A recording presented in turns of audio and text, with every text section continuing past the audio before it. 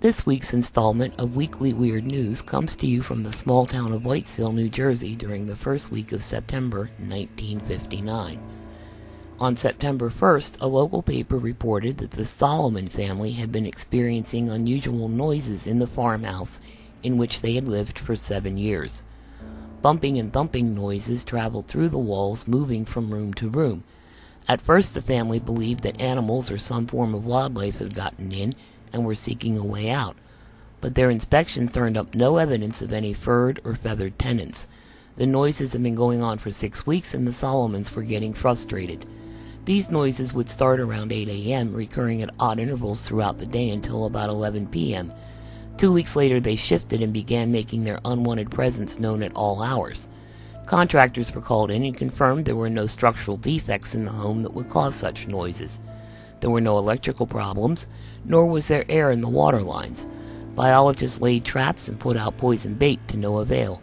City building inspectors left baffled after creating large holes in the ceilings and walls. In certain places, they went so deep as to expose the pipes, but could not find anything that would be the source of the noise. Desperate for an answer, the Salomons appealed to the Department of Agriculture to send out a wildlife expert. Rocco Denise made 4 separate visits to the home, hearing the sounds each time in an adjoining room. He described the noises as starting abruptly, traveling swiftly from wall to wall, then stopping for a little while.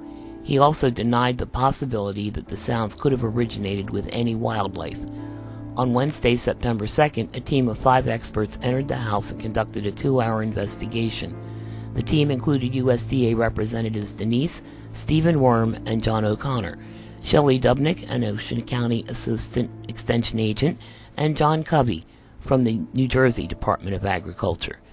The house failed to produce any bizarre noises while the team was present, but Mrs. Salomon stated that the noise began shortly after the experts left, growing so intense that she sent her 2 daughters, Miriam, age 17, and Tina, age 10, to stay with relatives and friends overnight.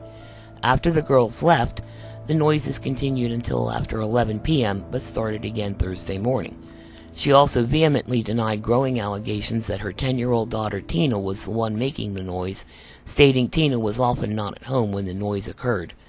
On Saturday, September 6th, a local reporter went to the Salomon house and confronted the parents with the idea that Tina was, in fact, the cause of the noise. He detailed the condition of the home and the family, stating that they are a poor family whose walls are covered in drab, watermarked wallpaper. The furniture is old and torn to pieces.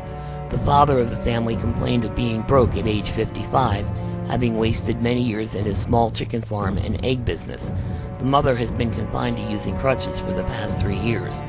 When the reporter made the proposal that he be allowed to stay in the house overnight, alone, Mr. Salomon hesitated and then questioned him. Mr. Salomon asked what would be proven, and the reporter responded, quote, "It will prove that this is not a problem of bats or squirrels in the walls, or faulty pipes or ghosts. This is a problem of people, your family, their personalities, their anxieties," end quote. Mr. Salomon then deferred the question to his wife, who recoiled when told of the plan. She accused the reporter of trying to pin something on Tina. All along, Mrs. Salomon has rejected the idea that Tina was running around the house pounding on the walls. Mr. Salomon spoke again, saying, "I'm afraid of what you might tell us in the morning if you stayed here overnight." The reporter persisted, explaining this was the only way the Salomons could help themselves. By this time, their story had appeared in newspapers from coast to coast. If a reporter should stay in the house alone and hear nothing, all of the attention would disappear. Mrs. Salomon called a neighbor, made arrangements for the family to come and visit. Then she and her husband went into the kitchen.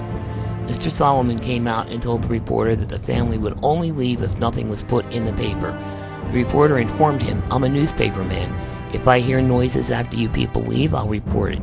If I hear none, I'll report that too." Mr. Salomon only sighed and said, "No, we can't do it. Suppose there was no noise. What would I do then?" The reporter concluded the story with the statement that he believes the truth hasn't come out before this because the Salomons were unwilling to believe that Tina was responsible.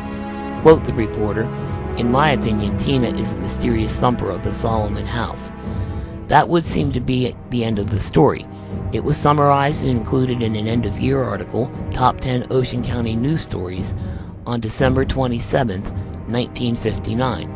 The conclusion of that summary reads, quote, Mrs. Salomon, who had ridiculed an earlier suggestion that Tina was responsible for the noises, said adamantly, the papers say things that are not true, but the noises stopped.